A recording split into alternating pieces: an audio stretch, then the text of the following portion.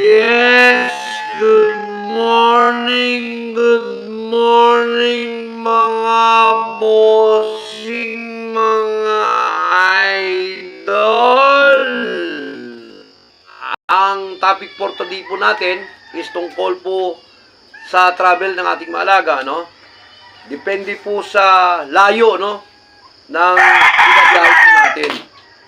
Ngayon, ang step 1 na binibigay po namin dyan, no? Pagdating sa hapon, halimbawa, tatravel ka mga bossing papuntang Ilocos. Ang patuka na lang na ibinibigay namin dyan is mga nasa 15 lang. Halimbawa, babiyahe ka lang alas 9 ng gabi, di ba? So, long drive yan mga bossing, no? Kailangan patuka mo dyan mga bossing is nasa 15 grams lang. Opinion ko to maamo kasi gusto ko po na pagdating ng alas 9 ng gabi, bago tayo umalis, no, is empty na yung alaga ko. Bakit natin ginagawang empty yung ating mga alaga, mga bossing? No? Kasi yung mga alaga natin, mga idol, pag nasa biyahe na, gumagalaw po sila. So, nakakaramdam po sila ng kakaiba at nakakaramdam po sila ng paninibago. Yun po ay nagkukos ng uncomfortable sa kanila. Kaya may tendency mga idol na hindi sila matutunawan. So madalas dapat bago mag alas 12 na, alas 9 ng gabi, no? Ang patuka talaga namin pagdating, halimbawa nagpapatuka ka ng alas 4 or alas 5 ng hapon, kinakailangan 10 to 15 grams lang. Pagkatapos kung gusto mong may follow up sila na ipapakain mo, siyempre magbibigay ka na lang dyan mga busing, mga soft, katulad ng saging, yan, katulad ng mansanas, katulad ng mga piras.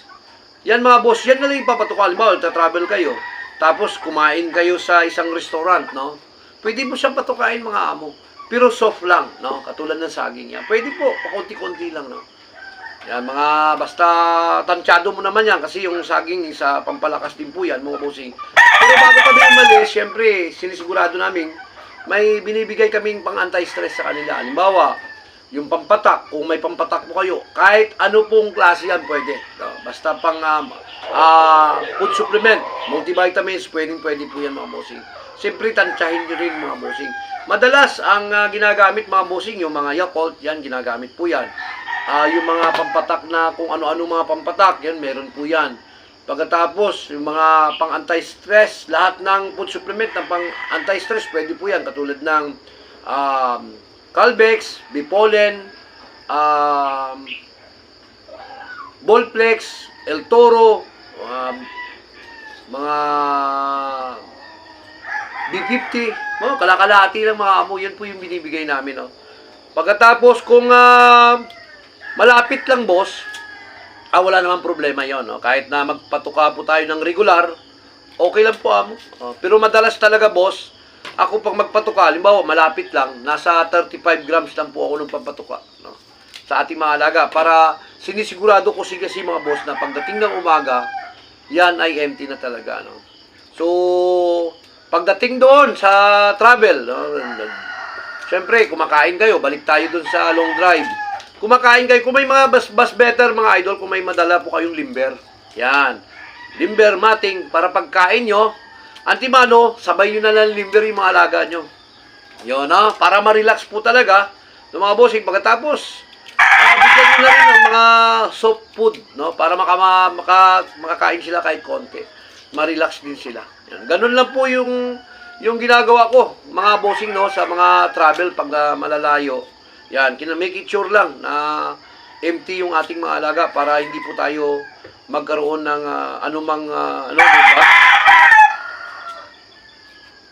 Siyempre, kailangan makarating yung alaga natin ng safe doon sa lugar kung saan man tayo magbabakasyon mga idol.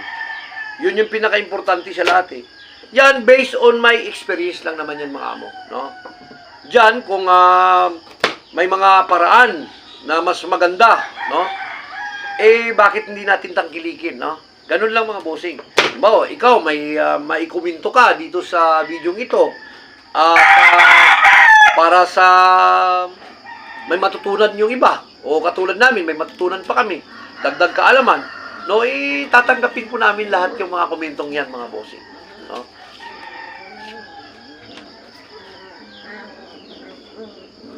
Kasi yan is para maging malusog talaga yung ating mga safe ba sila?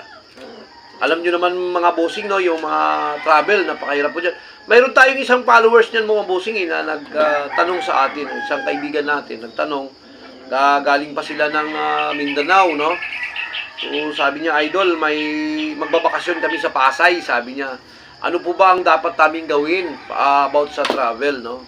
So sabi ko sa travel, mga bossing, dapat patakan mo lang bigyan mo lang ng Yakult yan, okay na yan. O, pang anti-stress, pagkatapos, kailangan ng pakain mo dyan, hindi heavy. Kumbaga soft lang. No? Kasi ang alaga naman natin mga bossing, kahit ma-diet mo yan, walang problema kasi yung maalaga natin, boss, nasanay na rin natin yan. Sa minsan, talagang dinadiet din po natin sila. No? Pinapractice po talaga yan natin. No? Depende po sa inyo. Malay po sa inyo naman is iba. Dito sa akin, lahat po ng pangangailangan, at lahat po ng mga dapat gawin ay ginagawa po namin dito sa aking munting manukan, mga idol, para po sa kanilang magandang kalusugan. Yun ang importante, mga bossing. Sana nakatulong na naman si Oma sa inyo, mga idol, no? Sa kunting tip, sana mabigyan ko kayo ng tamang solusyon. No? Kung ito ba'y mali para sa inyo, mga idol, pagpasensya nyo na. Pero pagka tama naman sa inyo, o mayroon pa kayong suggestion na dapat na i-komento para ma-level up pa po kami, yun, maraming salamat, tatanggapin po natin buo. Mga idol, itong ginagawa ko, mamaya pang merienda po natin yan, tanghali, no? Yung kamuting aoy patsuka mo tawag namin yan sa mga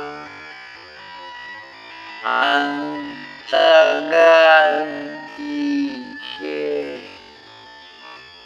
God bless